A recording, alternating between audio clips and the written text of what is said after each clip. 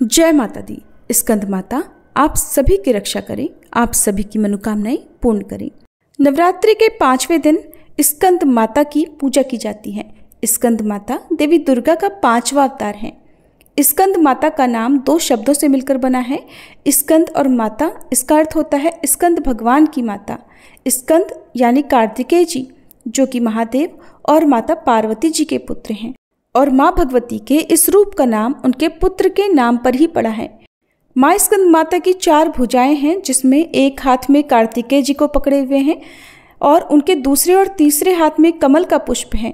अपने चौथे हाथ से स्कंद माता अपने भक्तों को आशीर्वाद देती हैं। माता की सवारी सिंह भी है और माँ कमल के पुष्प पर भी विराजमान रहती हैं। स्कंद माता विशुद्धि चक्र की अधिष्ठात्री देवी हैं और विशुद्धि चक्र हमारे गले के उभरे हुए भाग के ठीक नीचे स्थित होता है। माँ स्कंद माता की सच्चे मन से पूजा करने और कथा श्रवण से विशुद्धि चक्र जागृत हो जाता है, जिससे वाणी की सिद्धि प्राप्त होती है। माँ स्कंद माता का वाहन मयूर भी है, इसलिए इन्हें मयूर वाहना के नाम से भी जाना जाता है। आइए अब हम सभी माँ स्कंद माता को नमन कर कथा का श्रवण आरंभ करते हैं। स्कंद पुराण में वर्णित कथा के अनुसार भगवान शिव ने अधर्मी दैत्य तारकासुर को एक वरदान दिया था, जिसके कारण वह अत्यंत शक्तिशाली हो गया। वरदान ये था कि उसका अंत केवल और केवल भगवान शिव के पुत्र के हाथों ही होगा। वरदान पाने के बाद वह तीनों लोकों में हाहाकार मचाने लगा, यहाँ तक कि तारकासुर के नेतृत्व में दैत्यों से देवताओं को पराजय तक का भी सामना करना पड़ा। सृष्टि में तारकासुर समेत दैत्यों का अत्याचार बढ़ने लगा था। आखिरकार सभी देवता भगवान ब्रह्मा जी के पास पहुंचे और तारकासुर से संबंधित समस्या के बारे में उन्हें बताया। इस पर ब्रह्मा जी ने देवताओं को सुझाव दिया कि वे कैलाश जाकर भगवान शिव से पुत्र उत्पन्न करने की विनती करें, क्योंकि उनके ही पुत्र द्वारा तारकासुर का वध किया जा सकता है। दूसरी तरफ देवराज इंद्र और अन्य देवगण भगवान शिव के पास गए, लेकिन भगवान तो साधना में लीन थे और ये वही समय था जब भगवान शिव माता सती के वियोग में थे और वे गहन साधना में स्वयं को लीन कर चुके थे। किसी को तो आगे जाना ही था। तब देवताओं में से कामदेव ने उनके तपस्या, उनके ध्यान को भंग करने का प्रयास किया, जिसका परिणाम ये हुआ कि उन्हें भगवान शिव ने अपने क्रोध से भस्म कर दिया। इधर देवी पार्वती भी भगवान शिव को पति रूप में प्राप्त करने के लिए कठिन तपस्या में लीन थी। तब भगवान शिव देवी पार्वती जी की तपस्या से प्रसन्न हुए और शुभ घड़ी और शुभ मुहूर्त में उनसे विवाह कर लिया। दूसरी ओर भगवान शिव और देवी पार्वती जी के विवाह के शुभ अवसर पर ही देवी रति ने भगवान से और माता पार्वती जी से अपने पति को पुनर्जीवित करने की कामना प्रकट की। तब भगवान शिव ने कामदेव को पुनर्जीवन प्रदान किया। इस तरह शिव और शक्ति पुनः एक होकर कैलाश पर वास करने लगे। और कथा में यहीं पर भगवान शिव के पुत्र कार्तिकेय जी का प्रसंग आता है। कार्तिकेय जी माता पार्वती और भगवान शिव के जैविक पुत्र नहीं हैं, लेकिन वे शिव जी के अंश अवश्य हैं। कार्तिकेय जी का जन्म कुछ इस प्रकार हुआ कि शिव जी के तेज से एक दिव्य प्रकाश पुंज निकला और यह पुंज इतना शक्तिशाली था कि इसे अग्नि, पर्वत, ऋषि मुनियों की पत्नियां तक नहीं संभाल पा रही थी। शिवांश इतना तेज था कि कोई भी उसे संभाल नहीं सका, और जब यह तेज धरती पर पड़ा तो धरती माता से भी इसे संभालना कठिन हो गया। इसके बाद यह दिव्य तेज पुंज चलता ही रहा और इस प्रकार यह गंगा जी के जल में तैरने लगा। लेकिन देवी गंगा जी भी उस प्रकाश पुंज को सहन नहीं कर पाई और उसे सरकंडे के एक वन में त्याग दिया। समय बीतने के साथ ही शिव जी का अंश वह एक बालक के रूप में परिवर्तित हो गया। 6 मुख वाले उस बालक का पालन पोषण कृत्तिकाओं ने किया था, जिसके कारण ही उस बालक का नाम कार्तिकेय पड़ गया। भगवान शिव जी के तेज से उत्पन्न हुए इस बालक का यानी कार्तिकेय जी का वन में ही पालन पोषण होने लगा।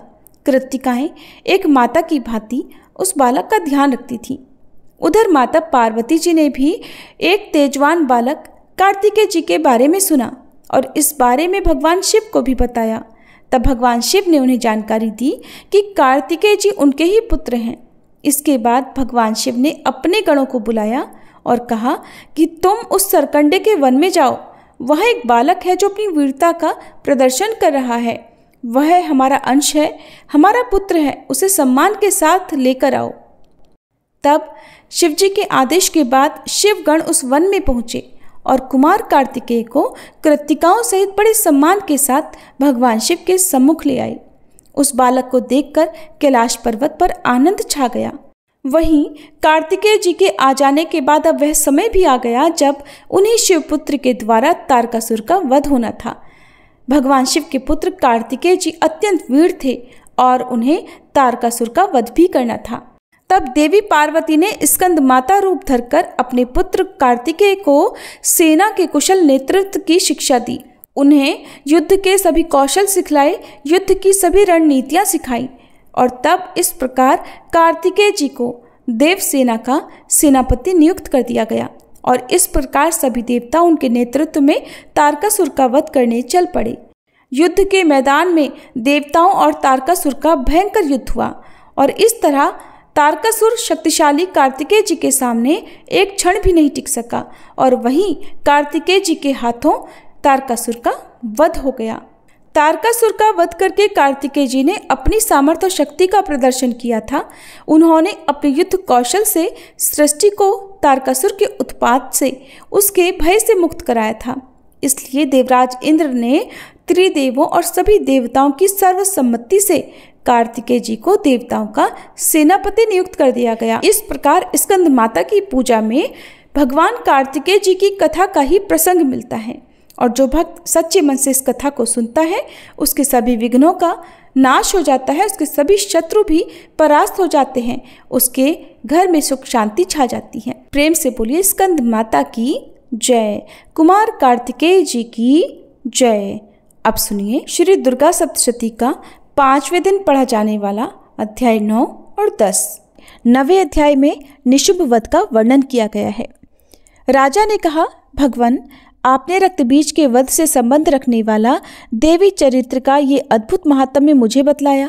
अब रक्तबीज के मारे जाने पर अत्यंत क्रोध में भरे हुए शुंभ और निशुंभ ने जो कर्म किया उसे मैं सुनना चाहता हूँ। मार्कंडेय ऋषि कहते हैं, राजन, युद्ध में रक्तबीज तथा अन्य दैत्यों के मारे जाने पर शुंभ और निशुंभ के क्रोध की सीमा नहीं रही। अपनी विशाल सेना इस प्रकार मारी जाती देख निशुंभ रोष में भरकर देवी की ओर दौड़ा। उसके साथ असुरों की प्रधान सेना थी। उसके आगे पीछे तथा पार्श्व भाग में बड़े बड़े असुर थे जो क्रोध से ओठ चबाते देवी को मार डालने के लिए आए। महापराक्रमी शुंभ भी अपनी सेना के साथ मात्र गणों से युद्ध करके क्रोधवश चंडिका को मारने के लिए आ पहुंचा। तब देवी के साथ शुंभ और निशुंभ का घोर संग्राम छिड़ गया। वे दोनों दैत्य मेघों की तरह बाणों की भयंकर वर्षा कर रहे थे। उन दोनों के चलाए हुए बाणों को चंडिका ने अपने बाणों के समूह से तुरंत काट डाला और शस्त्र समूहों की वर्षा करके उन दोनों दैत्यपतियों के अंगों में भी चोट पहुंचाई। निशुंभ ने तीखी तलवार और चमकती हुई ढाल लेकर देवी के श्रेष्ठ वाहन सिंह के मस्तक पर प्रहार कर दिया। अपने वाहन को चोट पहुंचने पर देवी ने शुरप्र नामक बाण से निशुंभ की श्रेष्ठ तलवार तुरंत ही काट डाली और उसकी ढाल को भी, जिसमें 8 चांद जड़े थे, खंड खंड कर दिया। ढाल और तलवार के कट जाने पर उस असुर ने शक्ति चलाई, किंतु सामने आने पर देवी ने चक्र से उसके भी 2 टुकड़े कर दिए।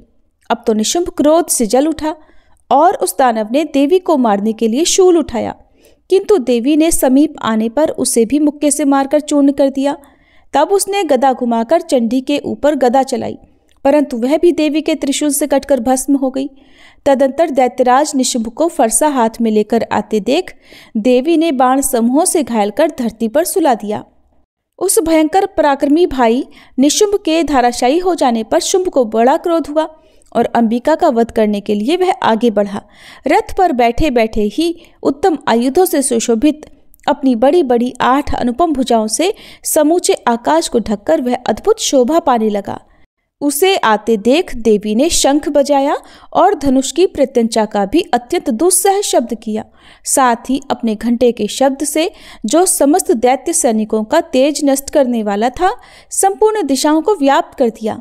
तदंतर सिंह ने भी अपनी दहाड़ से, जिसे सुनकर बड़े बड़े गजराजों का महान मद दूर हो जाता था, आकाश, पृथ्वी और 10 दिशाओं को गुंजा दिया। फिर काली ने आकाश में उछलकर अपने दोनों हाथों से पृथ्वी पर आघात किया।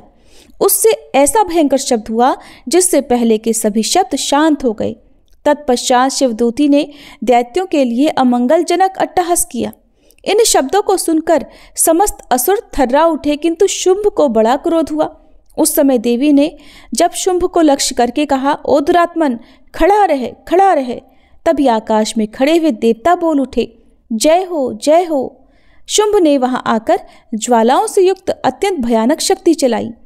अग्निमय पर्वत के समान आती हुई उस शक्ति को देवी ने बड़े भारी लूके से दूर हटा दिया। उस समय शुंभ के सिहनाद से तीनों लोक गूंज उठे। राजन, उसकी प्रतिध्वनि से वज्रपात के समान भयानक शब्द हुआ, जिसने अन्य सब शब्दों को जीत लिया। शुंभ के चलाए हुए बाणों के देवी ने और देवी के चलाए हुए बाणों के शुंभ ने अपने भयंकर बाणों द्वारा सैकड़ों और हजारों टुकड़े कर दिए। तब क्रोध में भरी हुई चंडिका ने शुंभ को शूल से मारा। उसके आघात से मूर्छित होकर वह पृथ्वी पर गिर पड़ा। इतने में ही निशुंभ को चेतना हुई और उसने धनुष हाथ में लेकर बाणों द्वारा देवी काली तथा सिंह को घायल कर डाला। फिर उस दैत्यराज ने 10,000 बाहें बनाकर चक्रों के प्रहार से चंडिका को आच्छादित कर दिया। तब दुर्गम पीड़ा का नाश करने वाली भगवती दुर्गा ने कुपित होकर अपने बाणों से उन चक्रों तथा बाणों को काट गिराया। ये देख निशुंभ दैत्य सेना के साथ चंडिका का वध करने के लिए हाथ में गदा लेकर बड़ी तेजी से दौड़ा। उसके आते ही चंडी ने तीखी धार वाली तलवार से उसकी गदा को शीघ्र ही काट डाला। तब उसने शूल हाथ में ले लिया। देवताओं को पीड़ा देने वाले निशुंभ को शूल हाथ में लिए आते देख चंडिका ने वेग से चलाए हुए अपने शूल से उसकी छाती छेद डाली। शूल से विदीर्ण हो जाने पर उसकी छाती से एक दूसरा महाबली एवं महापराक्रमी पुरुष खड़ी रह कहता हुआ निकला। उस निकलते हुए पुरुष की बात सुनकर देवी ठठाकर हंस पड़ी और खड्ग से उन्होंने उसका मस्तक काट डाला। फिर तो वह पृथ्वी पर गिर पड़ा। तदंतर सिंह अपनी दाढ़ों से असुरों की गर्दन कुचल कर खाने लगा। ये बड़ा भयंकर दृश्य था। इधर काली तथा शिवदूती ने भी अन्यान्य दैत्यों का भक्षण आरंभ कर दिया। कौमारी की शक्ति से विदीर्ण होकर कितने ही महादैत्य नष्ट हो गए। ब्रह्माणी के मंत्रपूत जल से निस्तेज होकर कितने ही भाग खड़े हुए। कितने ही दैत्य माहेश्वरी के त्रिशूल से छिन्न भिन्न होकर धाराशायी हो गए। वाराही के थूथन के आघात से कितनों का पृथ्वी पर कचूमर निकल गया। वैष्णवी ने भी अपने चक्र से दानवों के टुकड़े टुकड़े कर डाले। ऐन्द्री के हाथ से छूटे हुए वज्र से भी कितने ही प्राणों से हाथ धो बैठे। कुछ असुर नष्ट हो गए और कुछ उस महायुद्ध से भाग गए तथा कितने ही काली, शिवदूती तथा सिंह के ग्रास बन गए। जय माता दी। इस प्रकार श्री मार्कंडेय पुराण में सावर्णिक मनवंतर की कथा के अंतर्गत देवी महात्म्य में निशुंभ वध नामक 9वां अध्याय पूर्ण हुआ। अब सुनिए 10वां अध्याय, जिसमें शुंभ वध का वर्णन किया गया है। 10वें अध्याय को शुरू करने से पहले हम सब मिलकर माँ जगदम्बे का ध्यान करें। मैं मस्तक पर अर्धचंद्र धारण करने वाली शिव शक्ति स्वरूपा भगवती कामेश्वरी का हृदय में चिंतन करती हूँ। वे तपाए हुए स्वर्ण के समान सुंदर हैं। सूर्य, चंद्रमा और अग्नि, ये ही 3 उनके नेत्र हैं और वे अपने मनोहर हाथों में धनुष, बाण, अंकुश, पाश और शूल धारण किए हुए हैं। मार्कंडेय ऋषि कहते हैं, राजन, अपने प्राणों के समान प्यारे भाई निशुंभ को मारा गया देख तथा सारी सेना का संहार होता जान शुंभ ने कुपित होकर कहा, दुष्ट दुर्गे, तू बल के अभिमान में आकर झूठ मूठ का घमंड ना दिखा। तू बड़ी माननी बनी हुई है, किंतु दूसरी स्त्रियों के बल का सहारा लेकर लड़ती है। तब देवी बोली, ओ दुष्ट, मैं अकेली ही हूँ। इस संसार में मेरे सिवा दूसरी कौन है? देख, ये मेरी ही विभूतियां हैं, इसलिए मुझ में ही प्रवेश कर रही हैं। तदंतर ब्रह्माणी आदि समस्त देवियां अंबिका देवी के शरीर में लीन हो गई। उस समय केवल अंबिका देवी ही रह गई। तब देवी बोली, मैं अपनी ऐश्वर्य शक्ति से अनेक रूपों में यहाँ उपस्थित हुई थी। उन सब रूपों को मैंने समेट लिया।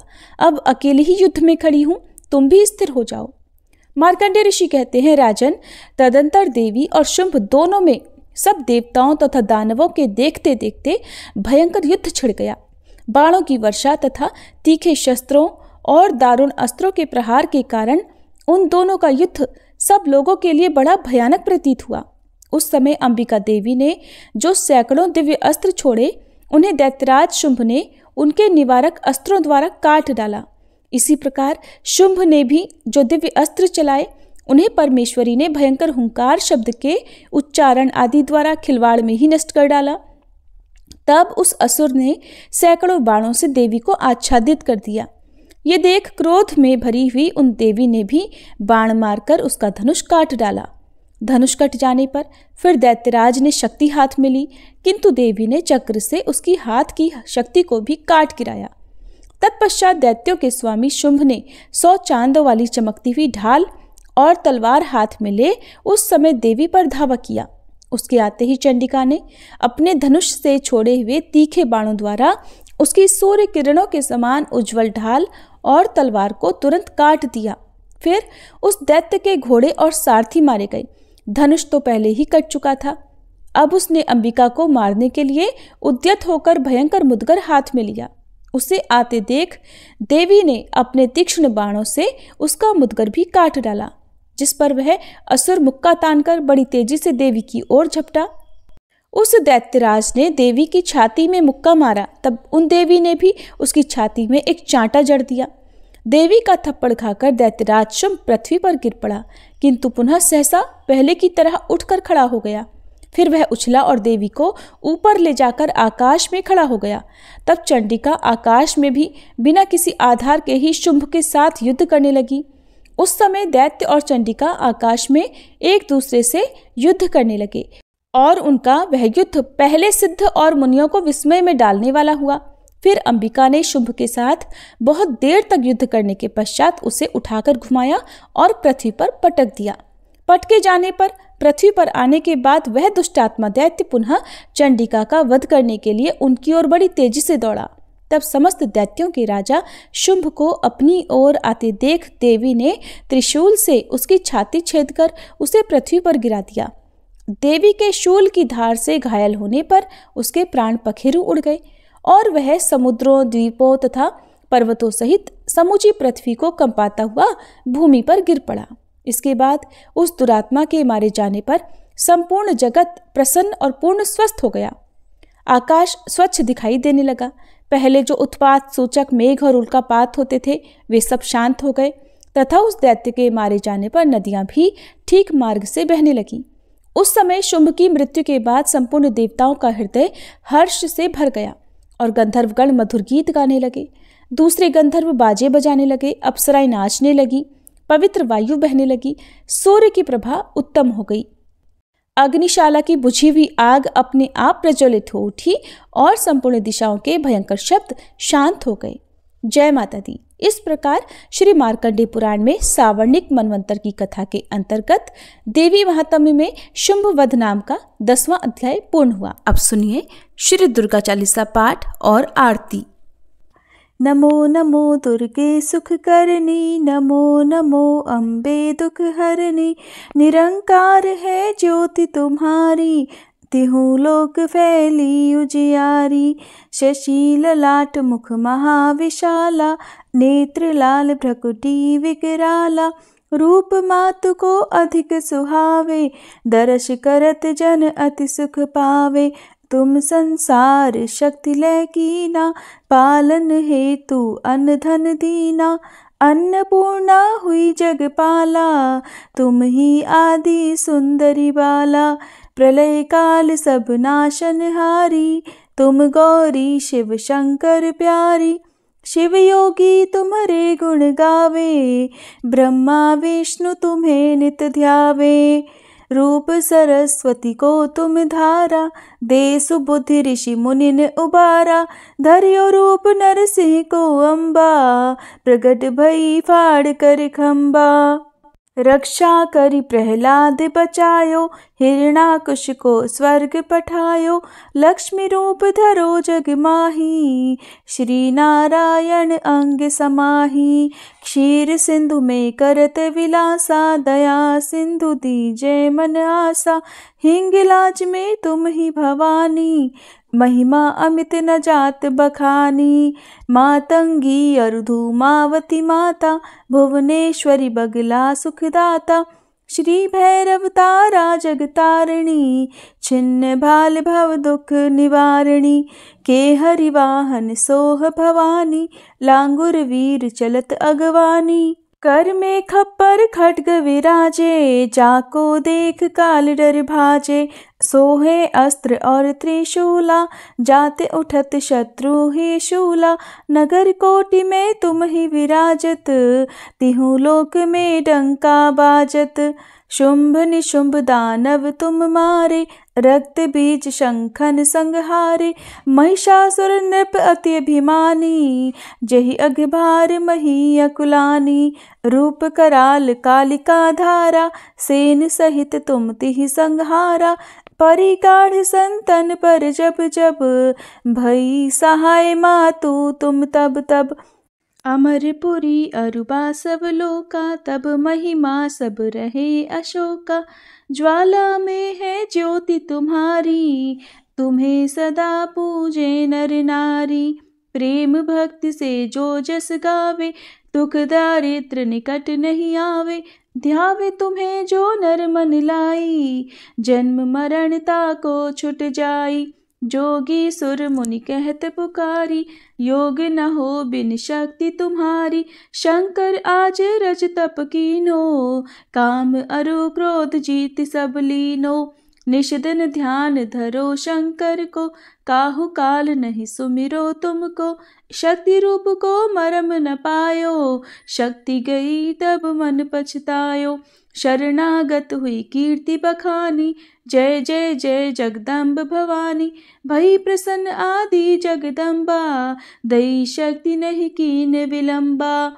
मोको मातु कष्ट अति घेरो, तुम बिन कौन हरे दुख मेरो। आशा तृष्णा निपट सतावे, मोह मदादिक सब विनशावे।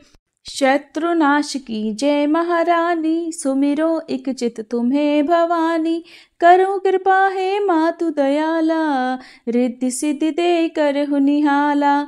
जब लग जीव दया फल पाऊं, तुम्हरो यश मैं सदा सुनाऊं। दुर्गा चालीसा जो कोई गावे, सब सुख भोग परम पद पावे। श्री दुर्गा चालीसा समाप्त। ओम जय स्कंद माता, मैया जय स्कंद माता। परम सुखदाई मैया, तुमसे सुख आता। ओम जय स्कंद माता। शक्ति स्वरूपा माता, मोक्ष भक्त पावे। द्वार तिहारे आवे, खाली नहीं जावे। ओम जय स्कंद माता। चार भुजाधारी माँ, हस्त कमल सोहे। स्कंद संग में विराजे, छवि अति मन मोहे। ओम जय स्कंद माता। पांचवे नवरात्रे में ध्यान भक्त धरे। मन वांछित फल पावे, कष्ट माँ दूर करे। ओम जय स्कंद माता। रूप निराला है माँ का, जन गुण गान करे। कर दो कृपा है मैया, तुम्हारे द्वार खड़े। ओम जय स्कंद माता। विपदा हरती हो मैया, जो मन से ध्यान करे। साधक नित हर्षाए, जय जय माँ की करे। ओम जय स्कंद माता। शिव योगी की शक्ति, तुमको ही जग जाने। कार्तिकेय करे वंदन, मैया ये जग माने। ओम जय स्कंद माता। तुम्हारी कृपा से धर्म हर पल ही जीते। तुम्हारी इच्छा से हम सब भक्ति रस पीते। ओम जय स्कंद माता। स्कंद माता की आरती जो मन से गाए।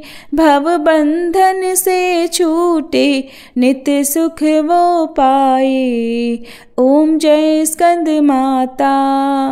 ओम जय स्कंद माता, मैया जय स्कंद माता, परम सुखदाई मैया तुमसे है सुख आता। ओम जय स्कंद माता। प्रेम से बोलो शेरों वाली मैया की जय, स्कंद माता की जय। प्रिय भक्तजनों, अब हम सभी मिलकर माता रानी से क्षमा याचना करते हैं ताकि हमारे द्वारा हुई किसी भी गलती के लिए माता रानी हमें क्षमा कर सके। हे परमेश्वरी, मेरे द्वारा रात दिन सहस्त्रों अपराध होते रहे हैं, अतः आप मुझे अपनी सेवक समझकर कृपा पूर्वक मेरे उन अपराधों को क्षमा करो। न तो मैं आह्वान करना ही जानती हूँ, न विसर्जन करना ही जानती हूँ और न पूजा ही करना जानती हूँ। हे परमेश्वरी, मुझे क्षमा करो। हे सुरेश्वरी, मैंने जो मंत्रहीन, क्रियाहीन और भक्तिहीन पूजन किया है वह सब आपकी दया से पूर्ण हो। सैकड़ों अपराध करके भी भक्त आपकी शरण में आकर केवल जगदम्ब कहकर ही मोक्ष को प्राप्त करते हैं, जिसे ब्रह्मादि देवगण भी पाने में असमर्थ होते हैं। हे जगदम्बिके, मैं अपराधी हूँ किंतु आपकी शरण में आई हूँ, अतः इस समय मैं दया की पात्र हूँ। आप जैसा चाहो वैसा करो। अज्ञानवश या बुद्धिभ्रम होने के कारण भूल से मैंने जो कुछ भी कम या अधिक कर दिया हो, हे देवी, हे परमेश्वरी, सब अपराध क्षमा करो और प्रसन्न हो। हे जगन्माता, हे कामेश्वरी, सच्चिदानंद स्वरूपिणी परमेश्वरी, आप प्रेम पूर्वक मेरी यह पूजा स्वीकार करो और मुझ पर प्रसन्न हो। आप गुप्त से भी गुप्त वस्तु की रक्षा करने वाली हो। आप मेरे किए हुए इस जप को ग्रहण करके मेरे सभी अपराधों को क्षमा करो। हे देवी, हे महेश्वरी, आपकी कृपा से मुझे सिद्धि की प्राप्ति हो।